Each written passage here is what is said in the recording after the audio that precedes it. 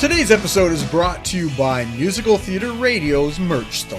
Looking for that perfect gift for someone or just want to treat yourself to some great musical theater themed merch? Head to musicaltheaterradio.com and click on the All Things Theater button on the homepage and check out all the different designs available. And now, today's interview. Welcome back to another episode of Be Our Guest here on Musical Theater Radio. I am your host, as always, Jean-Paul Yovanov.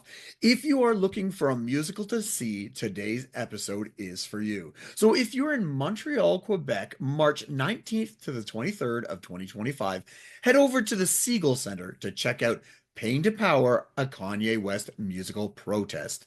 To tell us a little bit more about the show and the production are Tracey, Erin Smith, Dan Petrenko, and Seth Zosky. Hello to you all. Hello. Thanks for having us. Hello. Awesome. All right. Before we get to talking into the about the show, we got to get to know who you are first. So I always ask for a 30-second bio. So Dan, I'm going to start with you. Who are you in 30 seconds? Who am I in 30 seconds?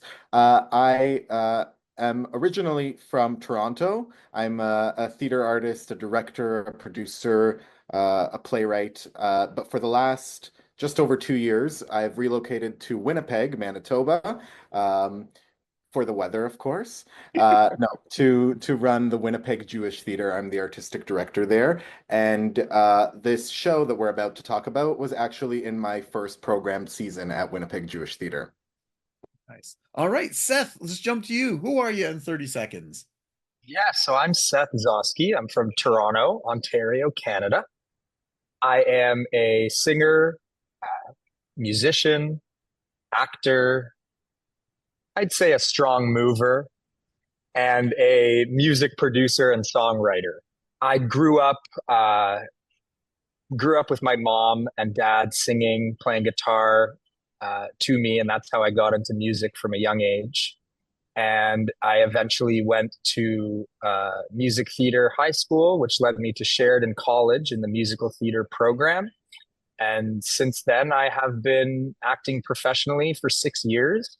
And most recently, I was Jack Dawson in the Canadian premiere of Titanic, the musical. Very nice. And it's always good to meet another fellow Sheridan alumni. So hello. And I was Hello. also a two and maybe a third threat. That dance part killed me every time. So, and finally, Tracey, 30 seconds. Let's find out about you. Thanks, Jean-Paul. I'm Tracey Erin Smith, and just like Seth, born and raised in Toronto. And I am a solo performer, a playwright, a director. I was the founder and artistic director of Toronto's only one-person show festival called the Solo Festival. And I'm the creator and host of a television show called Drag Heels, a documentary TV show. And I come by my theatrics honestly. My mother is an actress and a rock star on the ukulele. And very excited to be a part of this amazing show. Awesome. So let's jump into the show. Tell us, what is the synopsis and the impetus for writing Pain to Power in the first place? Pain to Power is, we struggled to come up with the name originally and settled on musical protest. We wanted to make it very clear that this is not a tribute to Kanye West, that this is not a celebration of him or what he stands for. But what it really is a love story. It's about two young guys who grew up with this hero, this idol that they've looked up to creatively, personally, and fell in love with their idol the way many of us do. And it's a story of his downfall and how he ended up breaking their heart. And what's really special about this piece is that we've taken this music that many people in Seth's and CJ's generation know and love, music that's now considered to be tainted or somewhat considered to be canceled. And we've repurposed this music to tell Jewish stories and Black stories of CJ's and Seth's personal stories as they figure out what to do next with this heartbreak. I'd love to find out how you all got involved. Seth, how did you get into the show? So actually, Dan approached me. He wanted to do a limited series, a cabaret of some sort, uh, as a limited engagement at the Winnipeg Jewish Theater. And typically, someone tells their life story or stories about their life and uses the music of a certain artist. And we, over some beers, we got a little tipsy, and we said, "What wouldn't it be so funny, like as a joke, if we like were talking about using Kanye West music, like, oh my gosh, he's so anti-Semitic," and then as that conversation progressed, we realized this could be interesting. And then once I was like, let's do this, I called CJ Capital from Ottawa. He is the co-star and another co-creator on this piece. And he was like, "You want to do what?" That was his reaction. But once we explained that we wanted to repurpose his music and really fight against the hate, he hopped on board. And then we brought Tracey on board to help us bring these stories to life. Very cool. I'm always curious how many times beer is an actual unlisted co-creator when we create stuff. It's so true. But This is one of those. and Tracey, yourself, how did you get involved? So it was funny. I directed at Winnipeg Jewish Theater, and then I posted an offering on Facebook, this thing I call the Power Hour, where I will spend an hour with people who are trying to create a show or in the process of creating a show and lend my brain. I've created hundreds and hundreds, helped people create hundreds and hundreds of autobiographical solo shows. So Dan saw that, and this is not a solo show, it's a duo show, but the heart of this show are the personal stories of Seth and CJ. And Dan reached out and said, "Hey, maybe you might be the right person to come in and help excavate these personal experiences and really bring them to life in the context of this show." We tricked Tracey. She thought she was coming in for 1 hour. That's right. How many years later is it now? Yeah. And Nice.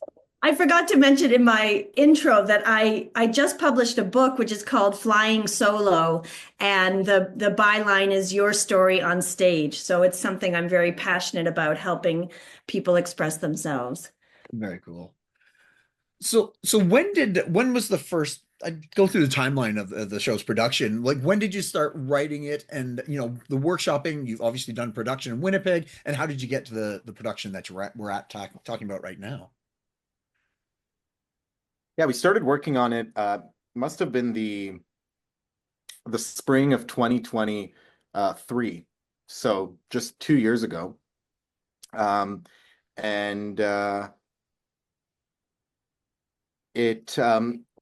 it was sort of in the aftermath of some of Kanye West's tweets and anti-Semitic rhetoric on social media.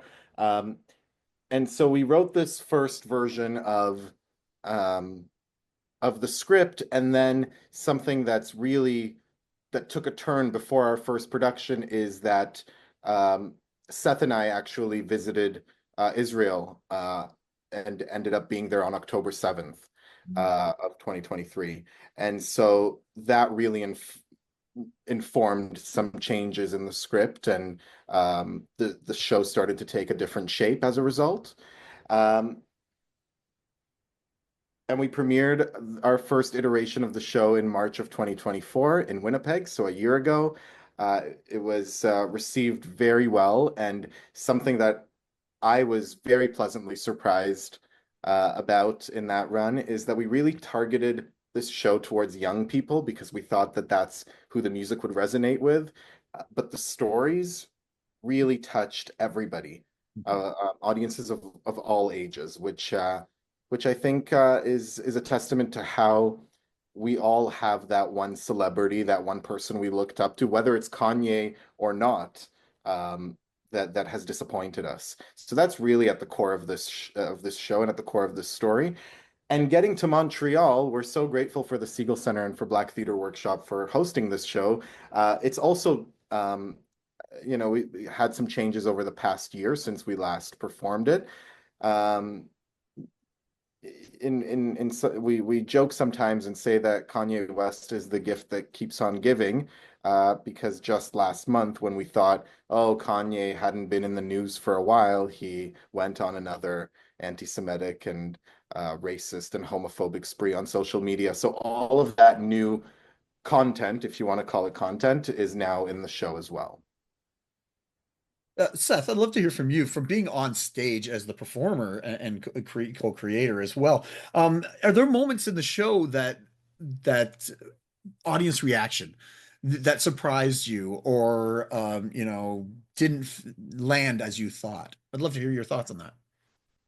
Yeah, well, a lot of CJ and I's relationship comes through music and laughter and basketball, and that's how we bonded. And some moments that I just thought were us having a conversation were funny, and I didn't even realize that until there was an audience. Or because while we're talking about serious content, there are moments of this show where people laugh, and I didn't even think of it as, oh, this could be a comedy in a way, but there are absolutely moments. And we truly go deep. Like I don't think the audience is expecting us to go this deep. We tell like really personal stories about adolescent memories, the true genesis of our friendship, and like the birth of our creative partnership. And that's what the audience's reaction is really truly about, is reacting to our bond as people and just seeing each other as people. I would love to build on what the amazing Seth has said, in terms of, yes, a huge power of this show is the friendship between these creative, bright, funny guys. And so there's the micro level there, and then there's the macro level that I think this show creates conversation around. Can we separate the art from the artist? What is actually dangerous about Kanye, what Kanye is doing? And primarily it's his influence, in terms of, Kanye, one statistic we found in the research was Kanye has more followers now on social media than Hitler had soldiers in his army at the peak of the war, World War II. So that's a bit mind-blowing. And also, I think as a group, we really believe that art can and does invite conversations, difficult conversations, challenging questions, and ultimately brings people together and can bridge different opinions. So if you're willing to sit with a tiny bit of discomfort, you will be entertained from here to the heavens with the dancing and the music and the personal stories. And I think the conversations in the lobby after and on the drive home will be fascinating. I'd be curious, maybe from each of you, were you Kanye fans before of his music, or did you discover something? And yeah, I'd be curious about the separation of artist and art. Dan, I guess we'll start with you.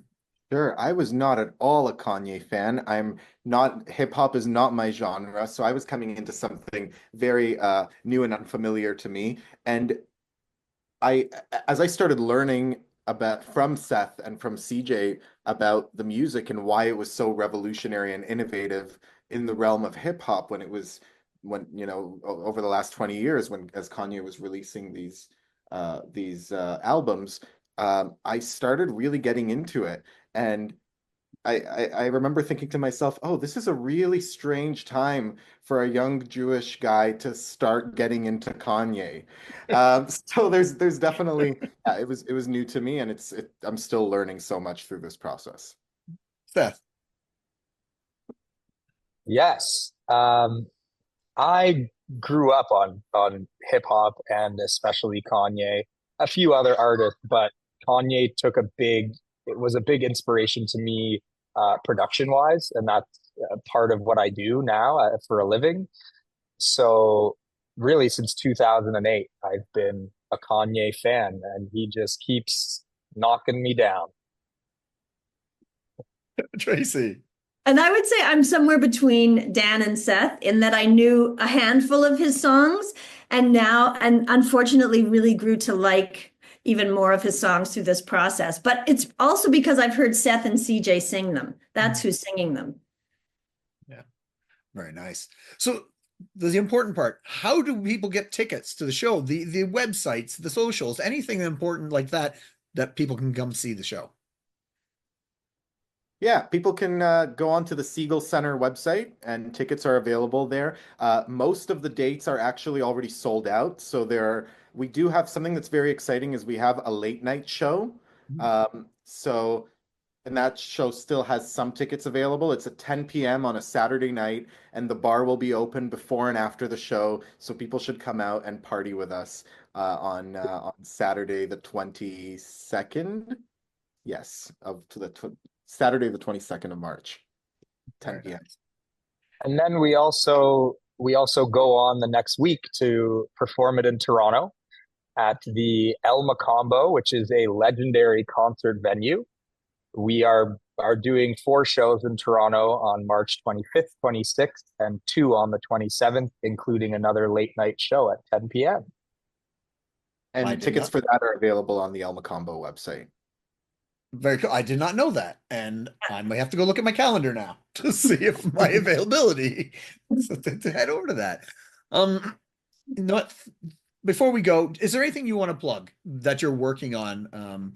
I know Tracey, you have your book, so if you want to give a little shout out to that again, and then we'll go around. Absolutely. So I have a book that just came out that can help anyone who's interested in telling their own story, which is called Flying Solo, but solo is spelt as in your soul, SOULO. And I am the director and dramaturg of the show that's coming up after Pain to Power at the Siegel, an amazing one-man musical called Our Little Secret. I know that show. I saw it here in Toronto at the Fringe. I interviewed those guys a couple of years ago. I'm going to interview them again, make sure that I've been trying to, I might get out to Montreal to see that. Oh, that would be great. That'd be awesome. I love that show. Seth, do you have anything that you want to promote? I want to just give a hit to this show. Ultimately, Pain to Power explores complex, painful, and challenging themes like racism and anti-Semitism, like we talked about. But the show truly is about love and celebration of life and CJ and I. And it showcases that we can find strength in community during difficult times. Yeah, that's what Pain to Power is. And Dan? Absolutely. Pain to Power is a story of friendship. And so I'll just mention that right after this tour of Pain to Power, I'm directing another story of unexpected friendship, the Canadian premiere of The Band's Visit the Musical at Winnipeg Jewish Theatre. If there are any Winnipeg listeners to this musical theater radio, come out at Winnipeg Jewish Theatre in May to see The Band's Visit. And Seth is in that show as well. I'm in it. It's another show I love. That's a great show. So, thank you to the three of you for coming on and talking about the show, introducing yourself, and you've inspired me to try and see what my calendar is like to see it when it's out in Toronto. So, all the best with the run and all the best with everything you've got going on afterwards as well. Thank you so much. Thank you. Thank you very much. Awesome. All right. We've been just speaking with Dan, Seth, and Tracey about Pain to Power, a Kanye West musical protest that's running the 19th to the 23rd of March 2025 at the Siegel Center in Montreal, Quebec. And as you just heard, it will be in Toronto right after that. So check your calendars. Go to El Macombo to see if the tickets are available and if they haven't sold out already. All right. Tune in next week as we speak with another guest or guest about their life, love, and passion that is musical theater. I am your host, as always, Jean-Paul Jovanoff. And until next time, I'll see you when I see you.